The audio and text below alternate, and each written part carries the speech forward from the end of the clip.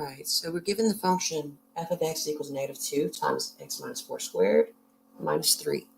So a rough sketch of this could be made by checking out our vertex. Notice this is in vertex form, so we're going to have the vertex be at the point +4, -3. So that's right here. And then we have a negative in front, so that means we're going to be opening down. So the graph is going to look something like this. For every parabola, we have the domain of all reals, -infinity to infinity. Range, notice that we are going from -infinity and we're capping it off at -3. We don't go any higher than that. -3 is included. Notice that the actual graph actually passes through that point, so we're going to put a bracket instead of a parenthesis. Part B, we're going to find the X-intercept first. We find the X-intercept by setting y, or f of x, equal to 0. So we add 3 to both sides. Then we divide by -2. And -3/2 equals x minus 4 squared. We're going to take the square root of both sides. And notice we're taking the square root of a negative number.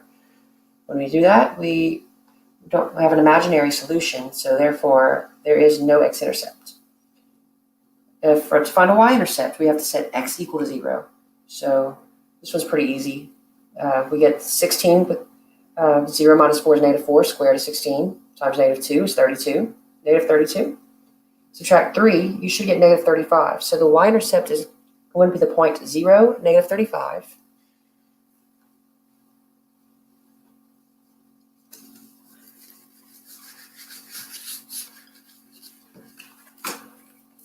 Part C, we need to find where the function is increasing.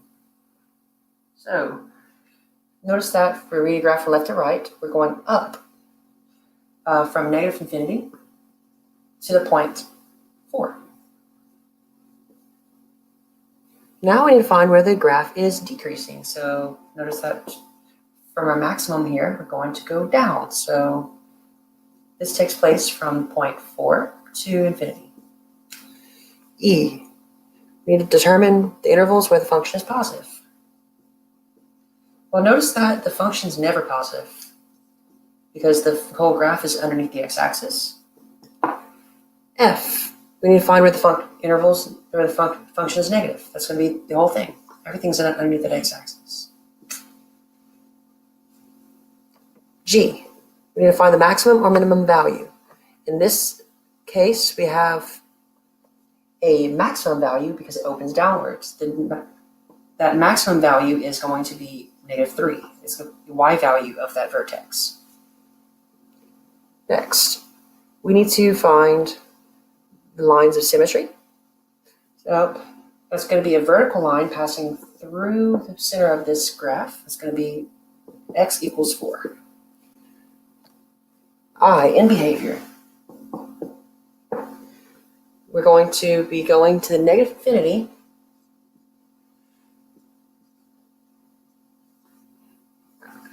when x goes to -infinity, y is going to go to -infinity. Notice when we go to the left, we're going down. Now going to the right, x going to +infinity. Notice that we are also going down. So y is going to go to -infinity, no matter which direction you go. Right, last one, we got to find the rate of change. From x equals a -2 to -1. So we need to find the y value at -2. So find f of -2. That's going to equal -2 times -2 minus 4 squared minus 3. That's going to be -2 times -6 squared minus 3, which is -2 times 36 minus 3, which is -72 minus 3, which gives you -75.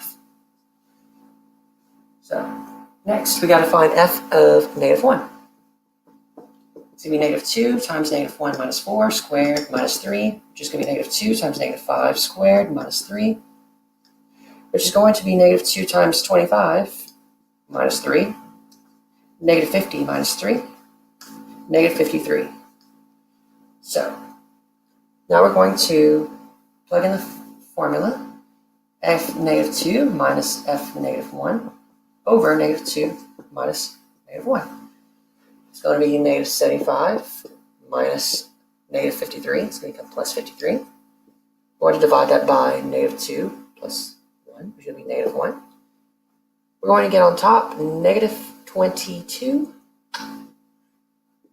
over negative 1. So we're going to have the answer 22.